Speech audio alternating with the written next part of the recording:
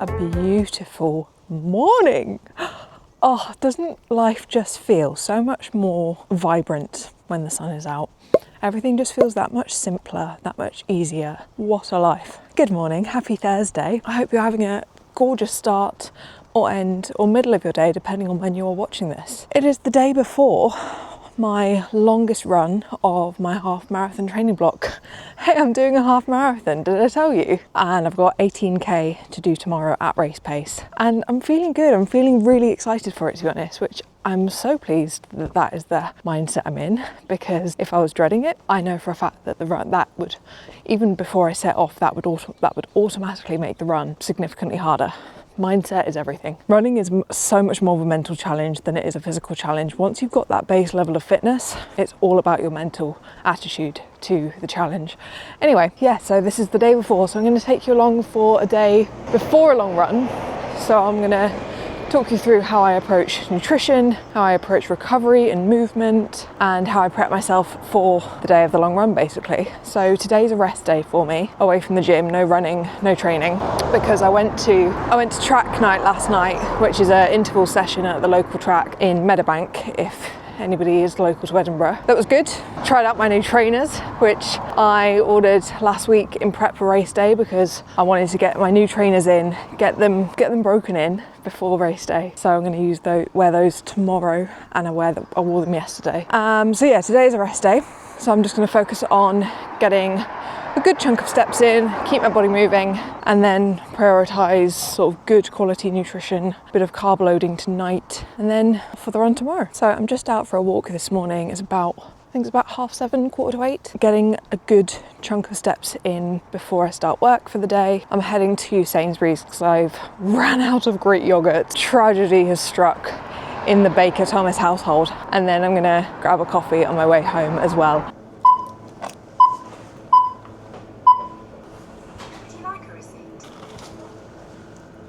The coffee shop I was aiming to go to, well, the coffee shop I am going to, doesn't open until 8 a.m. and it is 7:57 right now. And I know the likelihood is that the door is open and they probably would serve me if I go in at this time. But having worked in hospitality for 5 years of my life, when I was younger, I understand the desperation that comes from not starting work until the minute you are expected to, and the audacity that some customers used to have. I mean, fair enough, I'm going to a relatively nice coffee shop in a very nice area where the locals are probably very, very friendly, and the majority of my experience was working in Morrison's Cafe, where the majority of the clientele were not that friendly. So my experiences were probably very, very different. But the audacity that I used to deal with some customers who would come in at like 7:45. If we opened at 8 and we didn't start serving till 8, they would come in at 7:45 and say, "Oh, do you mind if you just grab me a cup of tea now?" Yes, Henry, I do mind, actually. I want to keep my peace and quiet for another 15 minutes, thanks very much. So all that to say, I am just hanging around until 8 o'clock on the dot before I go in and ask for them to serve me.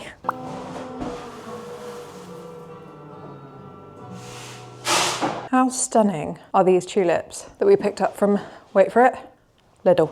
How good are they? So gorge.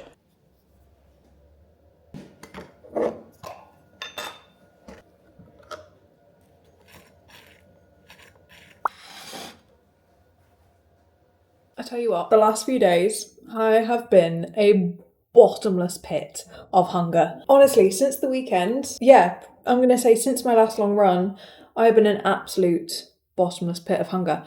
And this is sticky territory that a lot of people fall into when they're training for a long run, whether that's a half marathon or a marathon or a triathlon or ultra marathon, whatever. You feel the increase in hunger, the increase in energy requirements that obviously comes with training for a distance-based goal and an endurance event. That's expected, right? You expect to have an increased need for energy during the recovery, the immediate and the slightly longer term recovery period in between runs, in order to kind of get yourself back to baseline before the next training session.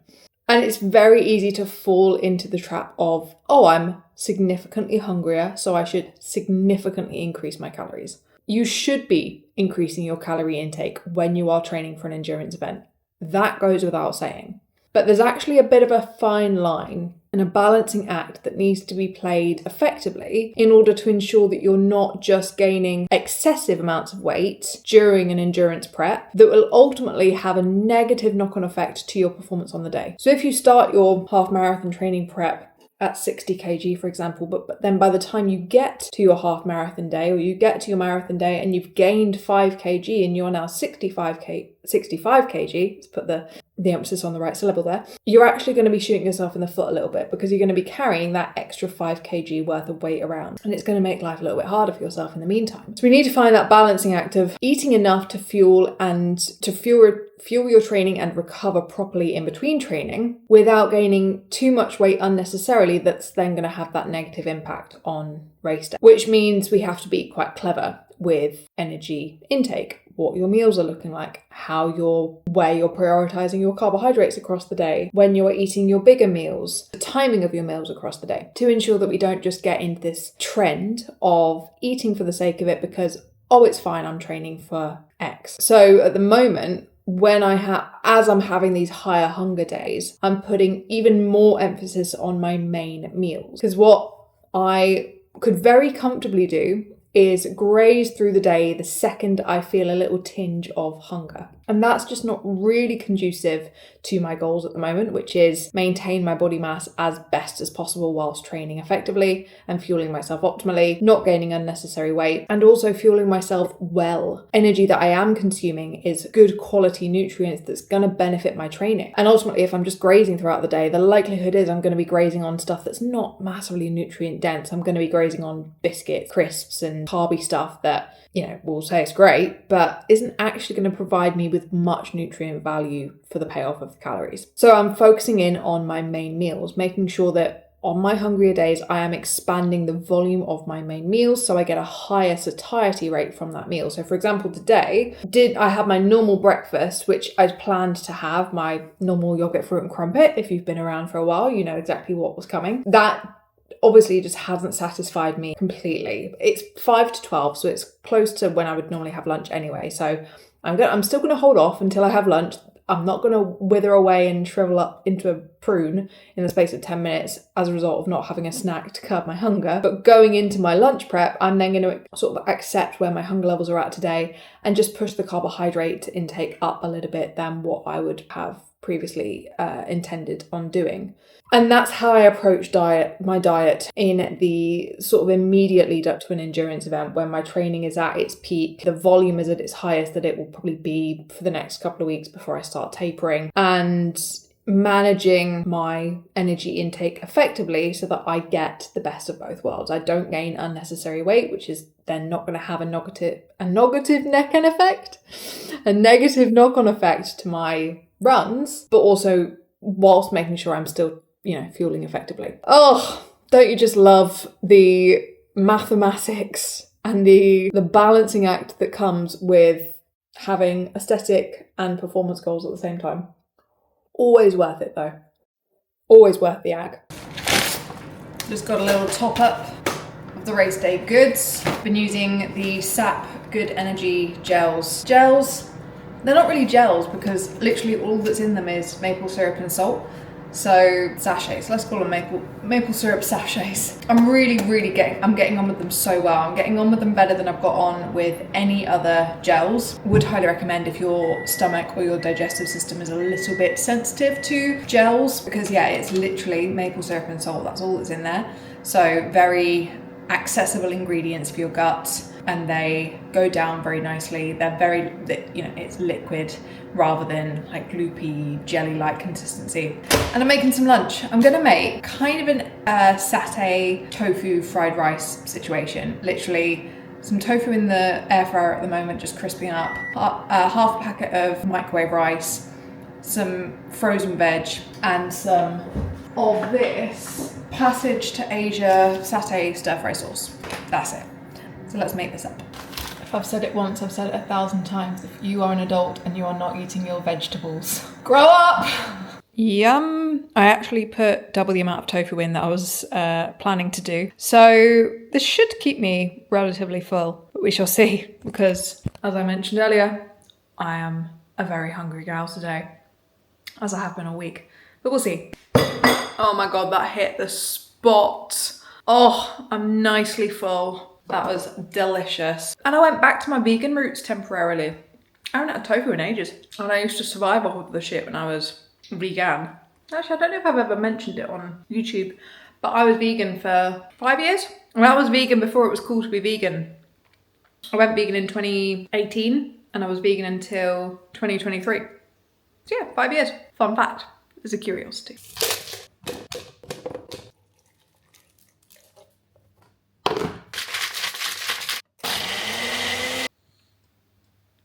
Very good. Banana, protein powder, ice, milk, water, and that's your lot. And I'm having a crumpet. Carbs are your friends, especially when training for a half marathon or a marathon or any endurance event, to be honest. It is dinner time, my peeps, and I'm really excited because do you know what we got? Pasta. Although something very upsetting has happened. My hair is going crazy. Something very upsetting has happened, or an upsetting realization is probably a better choice of words. We only have penne pasta. You know, penne sits right down at the bottom of my rankings of pasta shapes. Up top, we've got rigatoni. Right down at the bottom, we've got penne. And no, they're not very, very similar shapes. There is a significant difference in pasta shaping from penne to rigatoni. This actually makes me a little bit sad, but pasta is pasta at the end of the day, right? And this is the only thing I've got in the house. I don't feel that strongly about it to go to the shop and buy something different. So we're gonna work with it. We're gonna do pasta. Big, old, hefty pinch of salt in that pasta water, and I'm also gonna sprinkle some salt on at the end as well, just to get my sodium intake up. Again, prepping for tomorrow. That's the whole point of today where food is concerned. I'm gonna go 90 grams of pasta. I've got some ready cooked chicken in the fridge, and I also have stir-in pasta pot thingamabobs. So these are gonna go into the pasta. We're gonna get some frozen veg in on the action as well. And that is gonna be my dinner, and some cheese, obviously cheese, always cheese. Duh. And then we're gonna have a little pre-bed snack sweet treat. And that's gonna be my day of eating before a long run. Like, is there really anything more beautiful on this planet than a huge bowl of pasta? I just don't think there is, to be honest.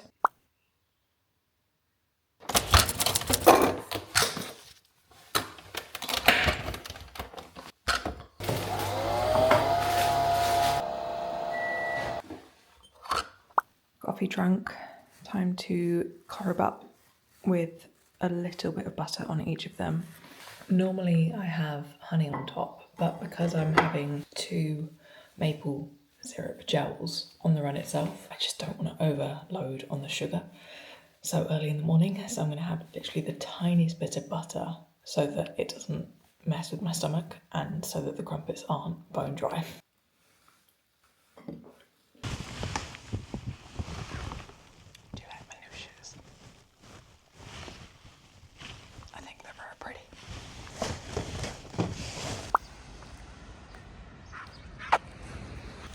I am so fucking proud of myself.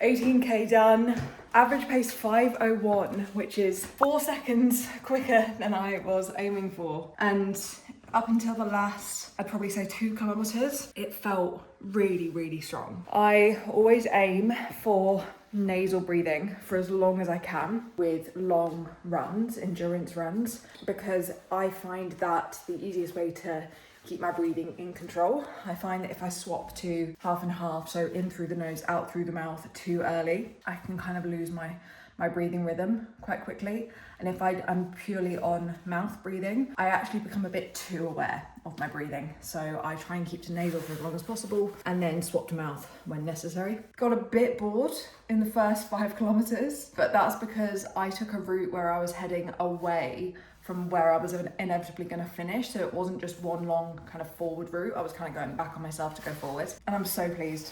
I'm so happy it's done. It's 8:45 on a Friday morning and I've ticked 18k off. What a way to start the weekend. Oh, right, let's go and have a shower because I am sweaty. And then I'm really, really not hungry in the slightest right now, which is always generally the case immediately after you run. Exercise is generally an appetite suppressant, so it generally should take a little while after you've finished exercising before you actually start getting hungry. And I don't want to eat just for the sake of it, because I'll probably make myself feel sick. Get ready for the day, and I'll pick you up whenever I do have breakfast. A couple of things I want to mention about that run whilst I remember as well. Number one, I PB'd my 10K within that 18K, which I'm also so fucking gassed about. I hit sub 50, I think it was 49.32 or something like that, for the first time ever.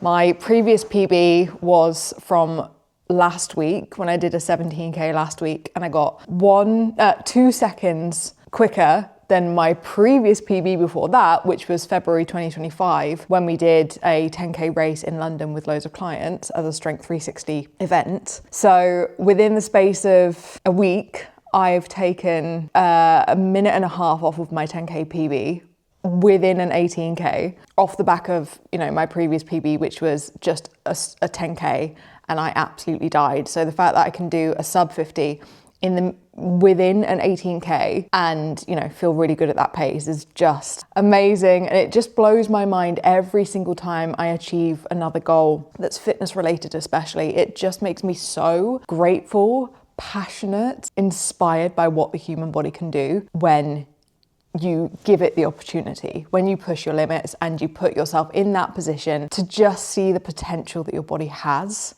I find it incredible. That's why I love fitness and I love what I do, because my job is to help other women enter that space of potential, of opportunity, of pushing their bodies and seeing what it can do.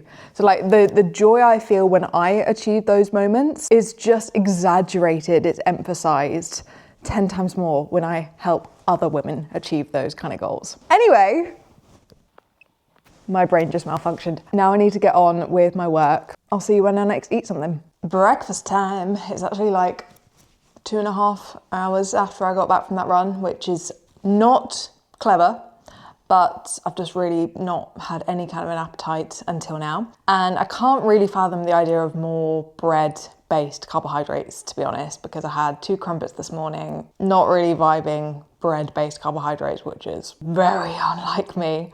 So what I've done instead is my classic yogurt bowl with some protein powder mixed into the yogurt and some frozen berries and some pistachio spread. And then I've just gone a bit more ham on the cereal. So I've got some granola and I've got some bran flakes. Breakfast.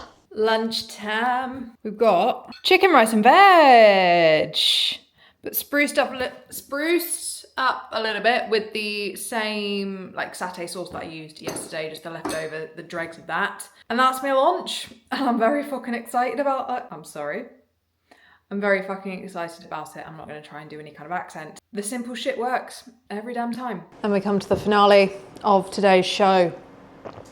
Oh, rhubarb and ginger gin and tonic is the best gin and tonic combination. Oh, that's glorious. I've just got back from 40 minutes in the park down the road from me, just reading my book, soaking up the rays, having a lovely time. And now I'm back and making up some fish and chips for me dins, which I'm very excited about. So I've got some potatoes in the air fryer, got my fish fillet in the oven, got some peas that I'm going to make into a little mushy pea sort of situation. It's going to be a lovely night. And I'm going to round the video off here. Thank you so much for watching. Like I said, if you want to follow our free running guide, have I mentioned this in today's video? If I haven't, I'm going to leave our free 5 to 10K running guide in the description box. If you want a guide that's actually going to help you progress with your 5 to 10K distance, cheesy gal. I'll see you in the next one. Have a good night.